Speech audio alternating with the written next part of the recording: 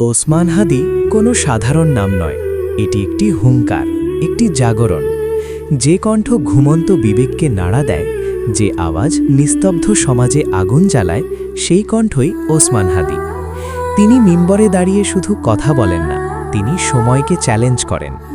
বাতিল যখন বুক ফুলিয়ে দাঁড়ায়, তখন তার হুঙ্কার বজ্রের মতো আছড়ে পড়ে। ওসমান হাদি ভয় পান না, কারণ তার শক্তি আসে কোরআন থেকে, তার সাহস আসে সুন্নাহ থেকে। তিনি আপসের দাওয়াত দেন না, দেন হকের ডাক। মিথ্যার সামনে নত হওয়া তার ভাষা নয়, বরং সত্যের জন্য বুক চিরে দাঁড়ানোই তার পরিচয়। তার প্রতিটি শব্দ যেন তীরের মতো, অন্যায়কে বিদ্ধ করে, জুলুমকে কাঁপিয়ে তোলে। যেখানে অনেকেই নীরব, সেখানে ওসমান হাদি উচ্চকণ্ঠে বলেন, হক বলো, সত্যে দাঁড়াও। তার হুঙ্কার তরুণদের রক্তে আগুন জ্বালায়, ইমানদারদের মনে সাহস ঠেলে দেয়।